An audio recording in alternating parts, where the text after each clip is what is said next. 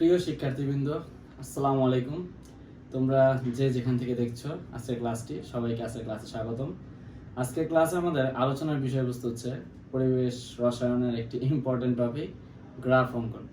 তো গ্রাফ অঙ্কন নামে আসলে ক্লাসটা নিলাম এই জন্য, আমি মোটামুটি গাইড বই বলো, তারপর হচ্ছে তোমার অ্যাডমিশনের যে কোশ্চেন আছে, অ্যাডমিশনের বিভিন্ন কোশ্চেন আমি দেখলাম যে কিছু গ্রাফ আসে। তো চিন্তা করলাম যে গ্রাফের উপর একটা ক্লাস নেওয়া যায়, তো আমি এটাকে সেকেন্ড লেকচার হিসেবে ধরলাম। আসলে আজকে ক্লাসটা খুব ইম্পর্টেন্ট তাদের জন্য যারা গ্রাফটা কম বুঝে, যারা গ্রাফ মুখস্থ করে না বুঝে, তাদের জন্য আজকে ক্লাসটা খুব ইম্পর্টেন্ট। তো আমি এখানে 4টা স্টেপ ফলো করবো। স্টেপ 1 হচ্ছে স্বাধীন আর অধীন চলক চিহ্ন, স্বাধীন অধীন চলক।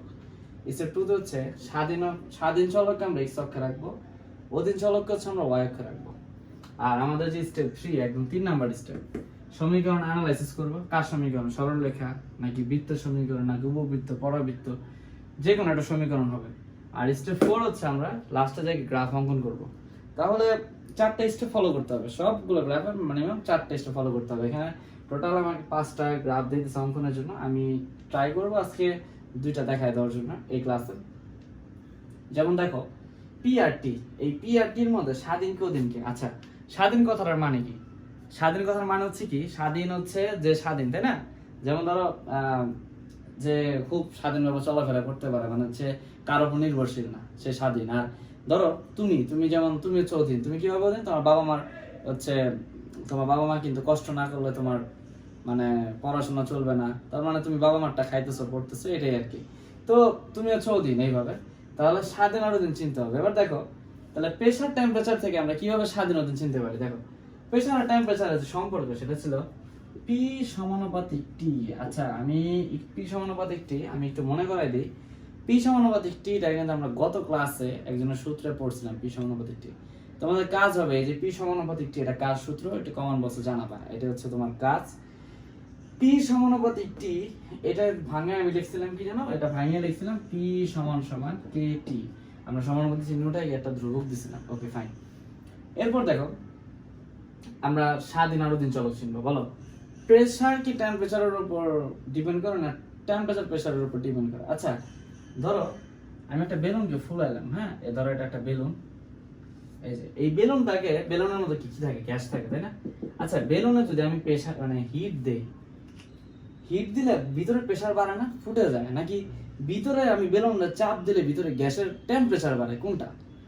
এখানে কি টেম্পারেচার বাড়ে নাকি প্রেসার বাড়ে?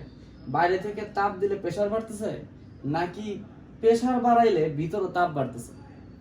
এই জিনিসটাই জানবো। দেখো, এখানে কিন্তু আমরা যদি বেলুনের হিট দিই, হিট দিলে কি হবে? এটা ফেটে যাবে। কেন ফেটে যাবে? হিট দিলে ফেটে যাবে কারণ এই জায়গায় আমার ভিতরে প্রেসারটা কি বাড়তেছে। আর যদি আমি এই বেলুনে প্রেসার দিই, তাহলে কিন্তু টেম্পারেচার বাড়বে না। তার মানে প্রেসারের উপর কিন্তু টেম্পারেচার ডিপেন্ডেন্ট না, টেম্পারেচারের উপর প্রেসার ডিপেন্ডেন্ট। টেম্পারেচার বাড়ালে বেলুন ফেটে যাবে। তাহলে আমরা বুঝতে পারলাম আমাদের যে টির উপর পি ডিপেন্ডেন্ট, তার মানে টি হচ্ছে স্বাধীন। তাহলে স্বাধীন হলে টি কে আমরা এক্স দ্বারা প্রকাশ করলাম, আর পি কে হচ্ছে ওয়াই দ্বারা প্রকাশ করলাম। এবার কে হচ্ছে এম। তাহলে আমরা কি স্বাধীন অধীন চলক চিনলাম। স্বাধীন এক্স অক্ষকে স্বাধীন দিলাম, ওয়াই অক্ষকে অধীন দিলাম। আচ্ছা, তো এক্স অক্ষকে স্বাধীন, তো স্বাধীন যেন কি পি, হ্যাঁ টি কে দিলাম, আর ওয়াই অক্ষকে দিলাম হচ্ছে অধীন, মানে হচ্ছে আমার পি। এবার একটু দেখো, y ইকুয়াল টু কি হবে? mx, y ইকুয়াল টু কি mx। তো y ইকুয়াল টু যদি mx হয়, এটা জন্য কার সমীকরণ? মনে পড়ে 9 10 আমরা হায়ার ম্যাথে পড়ছিলাম, y equal to mx plus c। মানে c আমাদের ছিল ছেদাংশ। তো এখানে তো আসলে c নাই, c নেসেসারি না, কিন্তু c না থাকলে কেন্দ্র বরাবর। তাহলে c যেহেতু নাই, এটা হচ্ছে কেন্দ্র বরাবর যাবে। আচ্ছা, রেকর্ডিং এর সময় একটু বাইরের সাউন্ড নয়েজ আসতেছে আমি জানি, কারণ এখন আগামীকাল কোরবানির ঈদ আর কি। তো রাস্তাঘাটে হচ্ছে ওই অনেক রাখাল গরু নিয়ে হচ্ছে তারা পাহারা দিতেছে, একটু হইচই হচ্ছে, ঠিক আছে? তো ক্লাস একটু ইন্টারাপ্ট হচ্ছে। তো আমি আশা করি তোমরা আমার ভয়েস ক্লিয়ার শুনতে পাচ্ছ।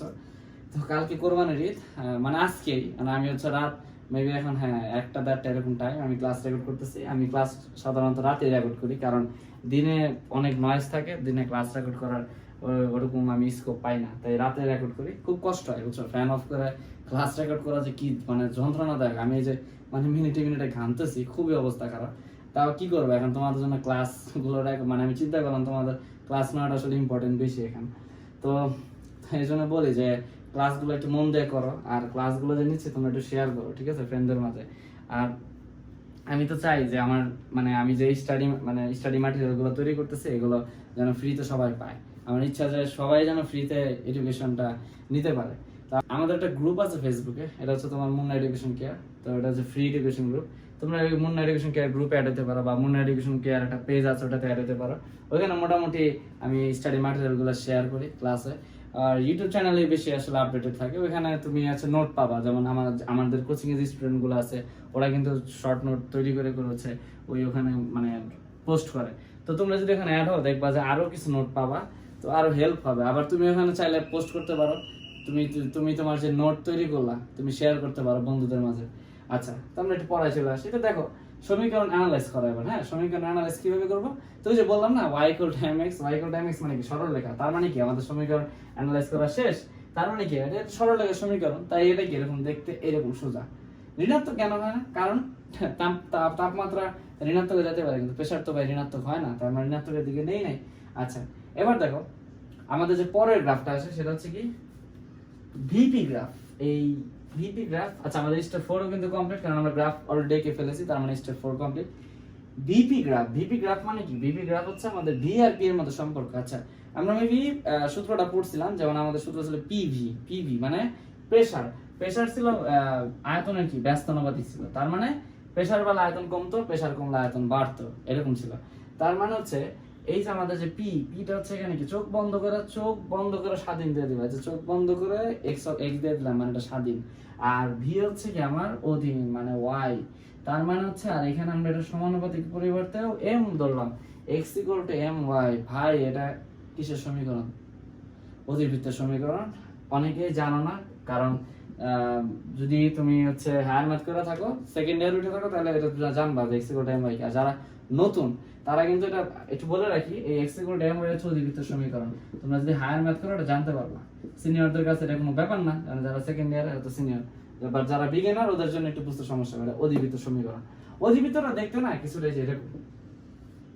এখন তো তোমরা ইন্টার উঠছো, এখন কিন্তু শুধু বৃত্ত নাই, অধিবৃত্ত, পরাবৃত্ত, উপবৃত্ত, অনেক বৃত্ত আছে। তো বৃত্তর শেষ নাই, সমীকরণের শেষ নাই। দেখবো অনেক সমীকরণ, সবগুলোই কিন্তু মজার, বুঝছো? বুঝে বললে দেখবো সবগুলোই পারতেছো। তাহলে এটা হচ্ছে অধিবৃত্ত সমীকরণ। আর আমরা তো বিপিপিটি কিছুই বসাইলাম না, কারণ এই ওয়াইটা হচ্ছে অধীন। তার মানে আমরা এখানে ভি দিব আর এখানে দিলাম পি। এই যে আমাদের ভিপি গ্রাফ হয়ে গেল।